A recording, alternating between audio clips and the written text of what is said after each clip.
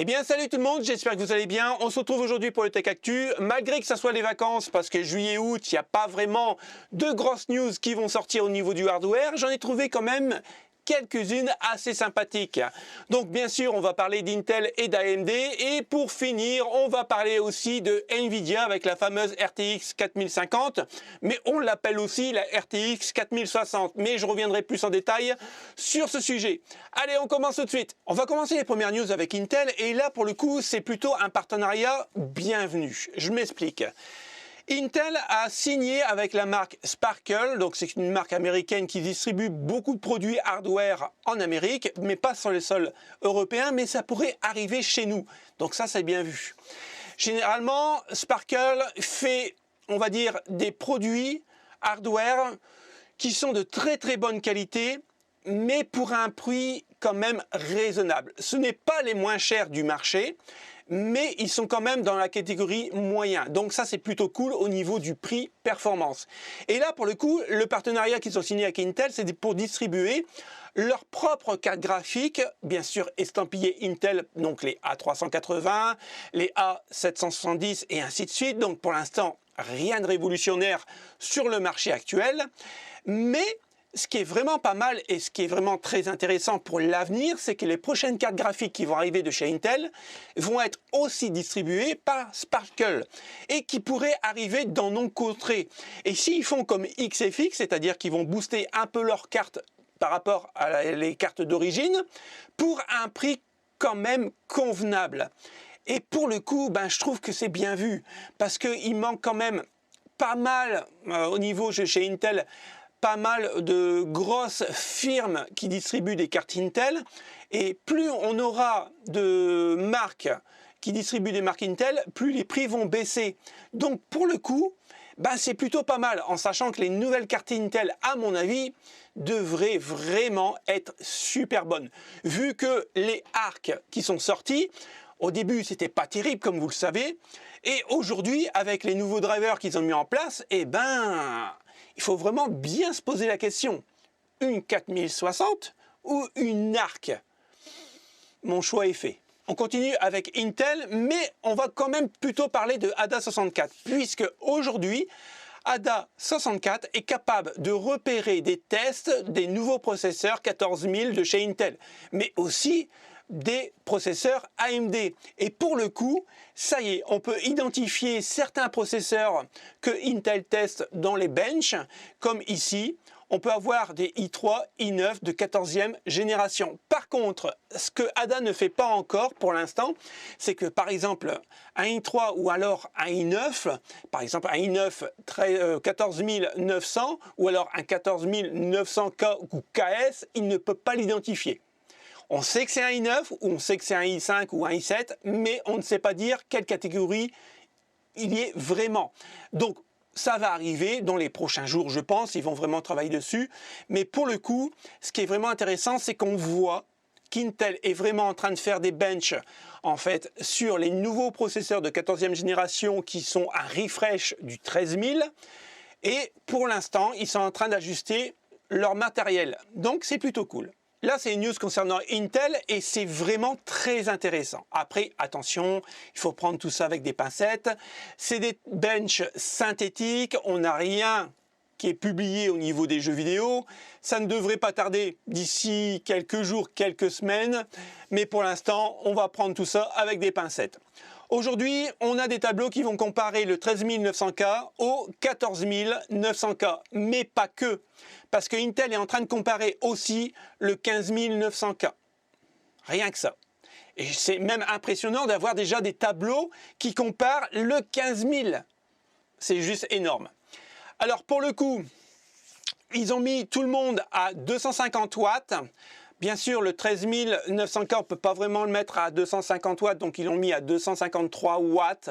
3 watts, ça ne va pas changer énormément. Et quand vous regardez les tableaux, donc le 13000, la norme est ici. Et on voit que le 14000, en fait, il n'y a pas grand-chose en différence. Quand vous regardez tous les systèmes de bench, personnellement, est-ce qu'il y a vraiment un intérêt d'acheter ce processeur-là? Je ne pense pas. Par contre, oui, il y a une différence avec la génération 15000. On voit vraiment que là, on a quasiment entre 10 et 20% de plus. Donc, c'est quand même une belle marche en sachant que on est toujours au niveau du TDP de 250 watts. Donc, c'est plutôt cool. Maintenant, le deuxième, ils disent que c'est une analyse rapide. Hein. Et en fait, quand vous regardez bien, donc on retrouve le 13900K ici. Bah, le 14000 fait un peu mieux, mais bon, voilà, quoi, c'est pas, il casse pas trois pattes à un canard. Et la version 15000, eh ben, on peut dire qu'il se défend pas mal par rapport au 13900K et on a encore une petite avancée. Le troisième tableau est vraiment très intéressant et souvenez-vous, la semaine dernière, pour ceux qui m'ont suivi, d'ailleurs, je vous envoie directement sur la vidéo de la semaine dernière parce qu'elle est vraiment très intéressante et cette vidéo suit justement la vidéo de la semaine dernière.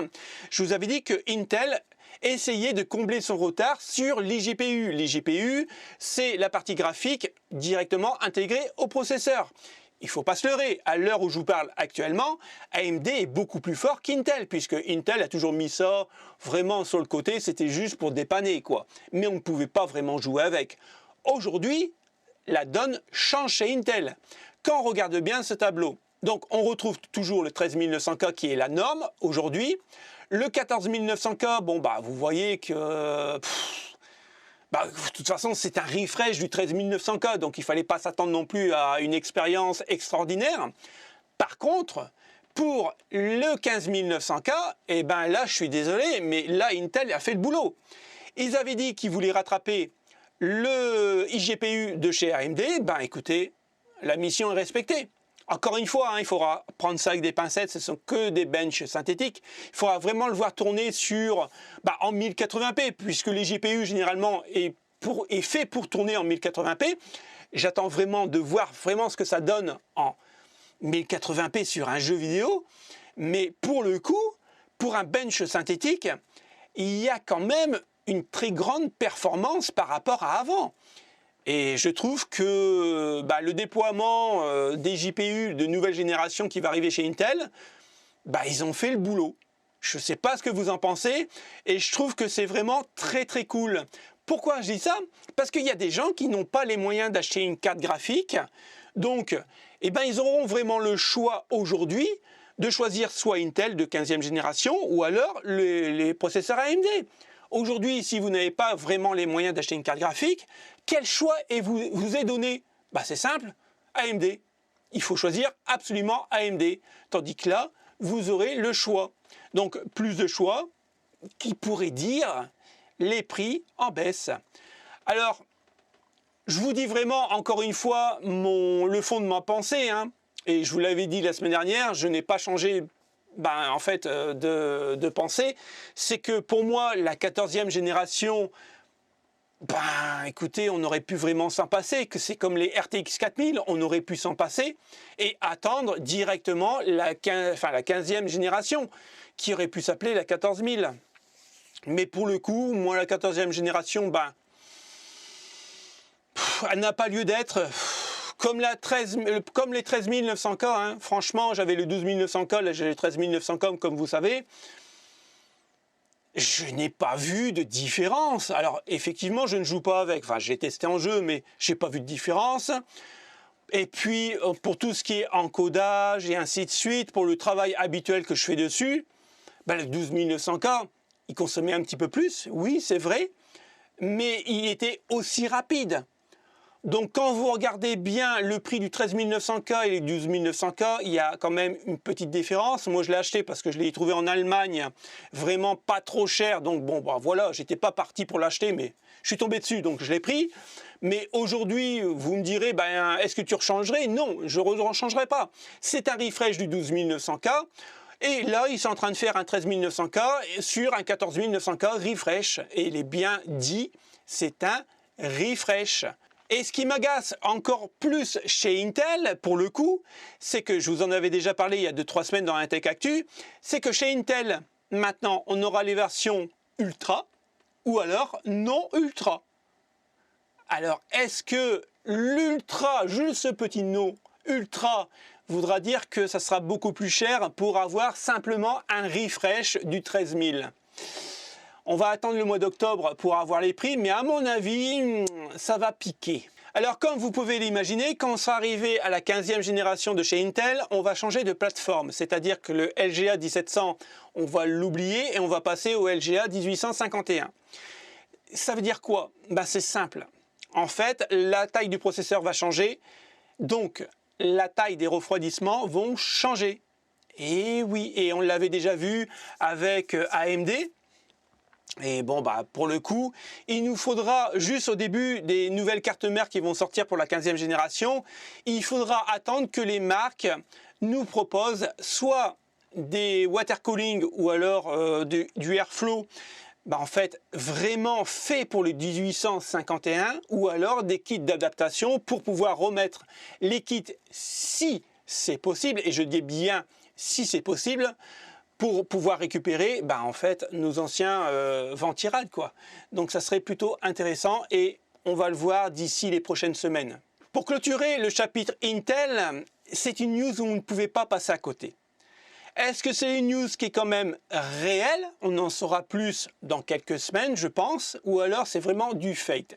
Pour l'instant on va le prendre entre des pincettes, mais c'est quand même très intéressant et j'attends votre avis en commentaire, c'est vraiment très important. Écoutez bien, les cores i5 et i7 en revanche devraient gagner quelques cœurs CPU lors de ce refresh. Je répète, le refresh c'est la 14e génération. Donc le i9 14900K ne changera pas, ce sera juste un refresh du 13900K. Par contre le i5, le i7, lui va changer. Ce qui les rendra certainement bien plus attractifs. Concrètement, ça veut dire quoi?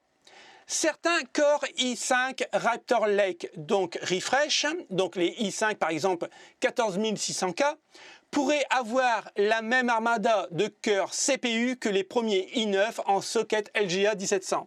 Concrètement, ça veut dire que si vous achetez un i5, on va dire 14600K, vous aurez les mêmes cœurs, donc 24 cœurs d'un i9 12900K.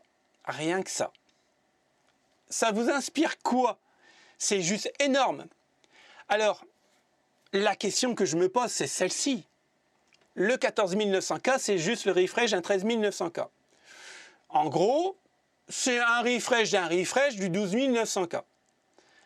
Quel intérêt de sortir un 14900K? Peut-être que ça sera un 12900K bridé, on aura autant de cœurs qu'un 14900K, mais il sera bridé. Je ne sais pas ce que vous en pensez, je ne sais pas vraiment quoi en penser personnellement, mais ce que je peux dire, c'est que si on a un i5 qui ressemble à un 12900K avec les mêmes cœurs, il va falloir doubler les cœurs d'un i9, parce que quel intérêt d'acheter un i9 dans ce cas-là? Enfin, AMD a trouvé une solution pour faire coexister plusieurs logiciels entre eux. Alors c'est pas pour nous, c'est pas pour tout de suite, pour nous les gamers, mais ça avance du côté chez AMD, on en avait déjà parlé dans la Tech Actu, que AMD en fait avec son FSR 3.0 était au point mort. Et bien ça y est, AMD a mis ces technologies pour les développeurs, simplement pour les développeurs. C'est plutôt une très très bonne nouvelle. Ça voudrait dire que dans un certain temps, ça va arriver aussi sur nos cartes graphiques. Ça, c'est plutôt cool. Une petite news assez sympathique et que je ne comprends pas vraiment. Vous me direz en commentaire si vous avez déjà eu le cas. Moi, je m'en rappelle pas. Franchement, je m'en rappelle pas du tout. Mais on aurait des 7600X beaucoup moins chers qu'un 7600. Pourquoi? J'en sais rien. On sait que sur le marché américain, en fait, le 7600X a perdu 100 $. Alors, on ne va pas refaire l'histoire entièrement, mais les processeurs AMD, comme vous le savez, ne se vendent pas convenablement par rapport à la feuille de route de chez AMD. Donc, les prix chutent, c'est normal. Plus il y aura de stock, plus les prix vont chuter. Et les gens ne sont pas prêts à passer à la DDR5 et à une nouvelle carte mère. Ce qui est normal, ça coûte un bras. Donc les processeurs sont beaucoup moins chers.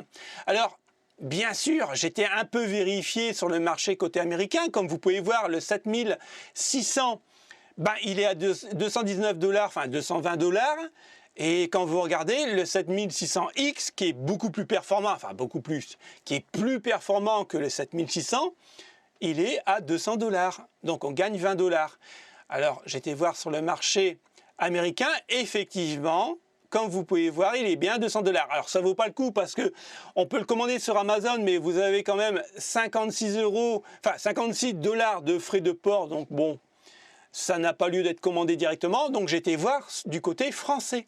Regardez bien. On le retrouve, le 7600X, à 241,89 €. Mais ce qui m'interpelle un peu, et on en parlera juste après, c'est que, en fait, on en avait parlé, mais AMD a signé avec Bethesda pour avoir le jeu Starfield. Et là, quand je regarde sur Amazon, en fait, il n'y a pas d'annonce comme quoi on aurait le jeu Starfield. Alors là, je ne comprends pas trop. Donc, retenez bien ce prix, 241,89 €, ok, sur Amazon. Bien sûr, je mettrai les liens en description pour ceux que ça intéresse. Regardez ici chez Grosbill, exactement le même, on est à 282 €. Là, on se tape direct 40 € de plus pour le même processeur. Mais là, regardez, vous obtenez le jeu Starfield. En fait, c'est pas vraiment une très bonne annonce, puisque 40 € de plus par rapport à Amazon, je suis désolé, dans ce cas-là, tu achètes ton jeu Starfield, 40 €.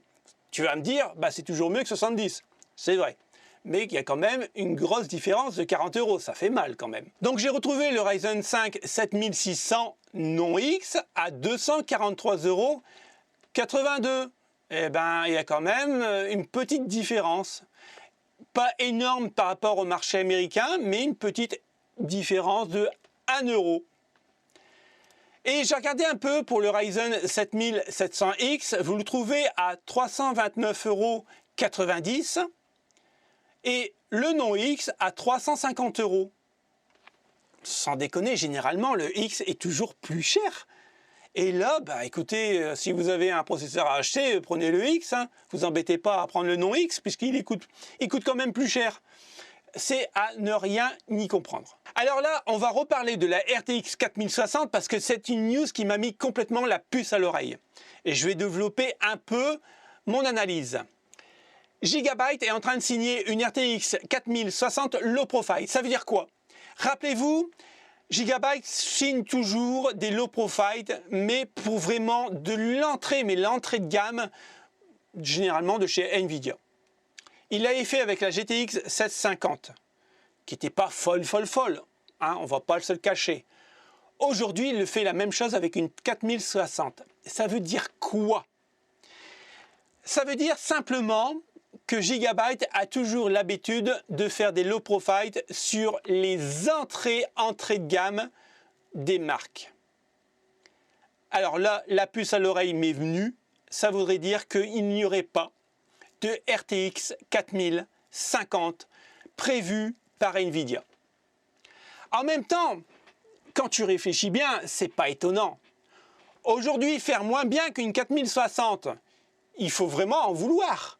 Donc si aujourd'hui une 4060 fait tourner du 1080p pas mieux qu'une RTX 3060, une RTX 4050, si elle devrait sortir aujourd'hui, elle ferait tourner quoi? Du 720p? Logiquement, c'est ça. Tu as une 4060 qui fait tourner du 1080p plus ou moins bien, et tu as une 4050 qui fait tourner du 720p. Elle ne pourra pas faire tourner du 1080p, parce que sinon la 4060 n'avait vraiment pas lieu d'être. Tout le monde va se rabattre sur une 4050, on est bien d'accord. Donc c'est pour ça que je vous dis que comme Gigabyte signe une low profile en 4060, il n'y aura pas de RTX 4050. Je peux me tromper, mais j'en suis quasiment certain. Donc voici la tronche qu'elle va avoir, elle est vraiment très très fine, donc elle ne chauffera pas, hein, bien sûr, en même temps, bon, hein, vu la puissance qu'elle développe, heureusement qu'elle ne chauffe pas, mais voilà quoi. Donc on en verra sûrement plus dans quelques semaines, mais je suis sûr et certain qu'il n'y aurait pas de RTX 4050. Dites-moi ce que vous en pensez en commentaire. Ici, c'est une news qui va concerner Xbox et comme vous savez, je joue quand même pas mal sur Xbox Series X, mais ça concerne aussi les plateformes PlayStation et bien sûr le PC. Je ne sais pas si vous avez le même cas de figure que moi, mais quand je joue à un jeu vidéo en ligne, en multijoueur, eh ben, je me fais complètement insulter. Alors quand tu te dis, bon, c'est un petit Kevin hein, qui a encore des petits boutons à percer de 15-16 ans, bon, voilà, tu peux te dire, bon, c'est un gamin, il n'y a pas encore la maturité de réfléchir à ce qu'il dit, ça passe. Aujourd'hui, ce que j'ai remarqué par rapport aux années 2000, c'est que même moi, je m'emportais sur certains jeux. Quand je ratais un frag, un truc comme ça, je pouvais m'emporter, mais je n'insultais pas les gens. J'étais en colère contre moi, la manette pouvait voler dans le salon, mais j'insultais pas les gens, je ne harcelais pas les gens. Aujourd'hui, quand vous jouez à un jeu multiplateforme en ligne, ben, c'est ahurissant, quoi. Je me fais traiter de tous les noms. Il y a même des gens qui viennent m'écrire des commentaires directement sur le Xbox Game. C'est un truc de dingue. Je ne sais pas où on tombe. Et c'est même plus les petits Kevin de 13 à 16 ans. C'est vraiment des adultes. Les mecs, ils ont 20, 25 ans. Je ne sais pas comment ça se passe chez vous, mais c'est un truc ahurissant. Il y a même des jeux où je ne joue même plus, style Call of Duty. Bon, d'accord, je l'aime pas, il est nul, bref. Peu importe le jeu. Mais sur ce jeu-là, même sur Battlefield. Sur Battlefield, moi qui est un grand fan de Battlefield, je joue depuis la première licence de Battlefield. J'ai jamais connu ça. C'est un truc de dingue. Vous vous faites insulter de tous les noms. C'est impressionnant, c'est impressionnant. Dites-moi votre expérience en multijoueur, parce que si c'est la même que moi, eh ben, est-ce qu'il y aura encore un plaisir à jouer en multijoueur? En tout cas, moi, je suis désolé, je viens là pour me détendre. Je viens pas là pour insulter les gens, ni pour m'arracher la tête avec d'autres personnes. Alors, perso, bah, je fais comme YouTube, hein, les cons, je les dégage. Et puis, ben voilà, je joue tout seul dans mon coin, mais je trouve que l'expérience de jeu, parce qu'en faisant ça, en jouant tout seul dans son coin, eh ben on rate pas mal de personnes très intelligentes et surtout très sympathiques. Et je trouve que l'expérience de jeu est quand même un peu gâchée pour une poignée de connards. Dites-moi ce que vous en pensez en commentaire. Merci d'avoir suivi le Tech Actu. Et n'oubliez pas, hein, abonnez-vous, c'est les vacances, ça coûte rien. Vous prenez 2 secondes, abonnez, vous cliquez sur la petite cloche. Et bien sûr, le petit pouce bleu, c'est la récompense. Et merci à ceux qui vont le faire. Allez, passez de bonnes vacances. On se retrouve très bientôt pour une nouvelle vidéo. Salut les potes, ciao ciao.